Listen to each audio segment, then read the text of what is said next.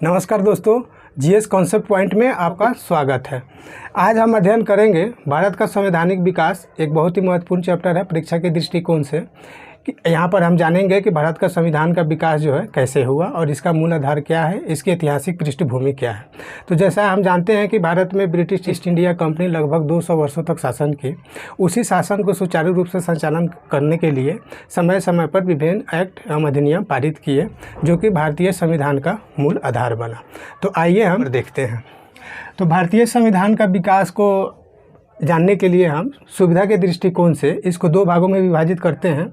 जैसे पहला भाग है ईस्ट इंडिया कंपनी के शासन के अंतर्गत और दूसरा भाग है ब्रिटेन के सरकार के शासन के अंतर्गत।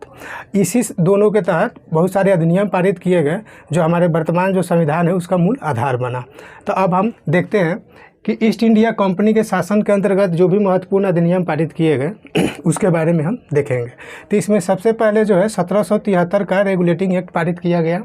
उसके पश्चात 1784 का पिट्स इंडिया एक्ट, उसके पश्चात 1793 का चार्टर एक्ट, उसके पश्चात 1813 का चार्टर एक्ट, उसके पश्चात 1833 का चार्टर एक्ट, उसके बाद 1853 का चार्टर एक्ट पारित किया गया। जैसा कि हम लोग जानते हैं कि 1853 के चार्टर एक्ट के पश्चात 1858 का अधिनियम आता है, भारत शासन अधिनियम। यह अधिनियम चूँकि 1857 के विद्रोह के बाद जो है पारित किया गया था। ब्रिटिश सरकार ने समझ लिया था कि अब कंपनी के बस की बात नहीं है कि भारत की शासन को सुचारू रूप से चला सके, इसलिए ब्रिटिश सरकार ने कंपनी के शासन को पूरे अधिकार को अपने हाथ में ले लिया। अर्थात 1858 के अधिनियम के तहत ब्रिटिश ईस्ट इंडिया की जो भी शक्तियाँ थी वो सरकार की सत्ता का वो ब्रिटिश ताज को सौंप दिया गया।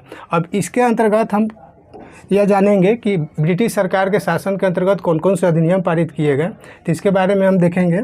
पहला 1858 का भारत शासन अधिनियम, दूसरा 1861 का भारत परिषद अधिनियम, तीसरा 1892 का भारत परिषद अधिनियम, चौथा 1909 का भारत परिषद अधिनियम, उसके पश्चात 1919 का भारत शासन अधिनियम और सबसे लास्ट में और सबसे व्यापक था 1935 का भारत शासन अधिनियम, जो कि मूल आधार है भारतीय संविधान का हमारा। क्योंकि इससे बहुत सारे प्रावधान जो है वर्तमान में हमारे जो संविधान के प्रावधान है उसमें इससे लगभग बहुत सारे प्रावधान शामिल किए गए हैं। तो आज हम यहाँ चर्चा केवल करेंगे ब्रिटिश ईस्ट इंडिया कंपनी के तहत जो 1773 का रेगुलेटिंग एक्ट पारित किया गया था, इसके बारे में हम अध्ययन करेंगे। 1773 के रेगुलेटिंग एक्ट के बारे में कि इसमें क्या क्या प्रावधान किए गए थे और यह किस तरह से संवैधानिक दृष्टिकोण से महत्वपूर्ण है। तो हम यहाँ देखेंगे 1773 का रेगुलेटिंग एक्ट।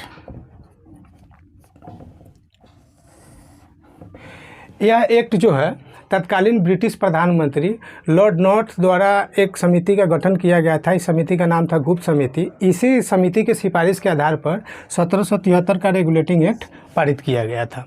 यह एक्ट जो है संवैधानिक दृष्टि से बेहद महत्वपूर्ण था, क्योंकि इस एक्ट के द्वारा ही भारत में सर्वप्रथम कंपनी के कार्यों को नियमित एवं नियंत्रित करने के लिए ब्रिटिश सरकार द्वारा उठाया गया पहला प्रयास था।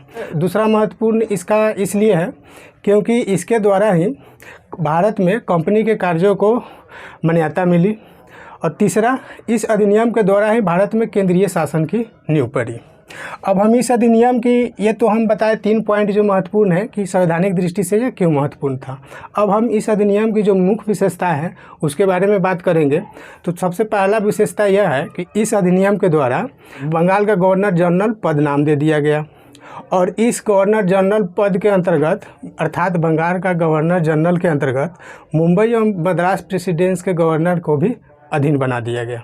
अर्थात जो पहले वो तीनों प्रेसिडेंसी अलग अलग थे और इस गवर्नर के लिए तीनों गवर्नर अपने आप में स्वतंत्र होते थे अपने कार्य एवं शक्तियों के लिए, लेकिन इस एक्ट के द्वारा बंगाल के गवर्नर जनरल के अधीन ही बम्बई प्रेसिडेंसी एवं मद्रास प्रेसिडेंसी के गवर्नर को अधीन बना दिया गया। और इस एक्ट के तहत बंगाल के प्रथम गवर्नर जनरल बनने वाले व्यक्ति थे वारेन हेस्टिंग।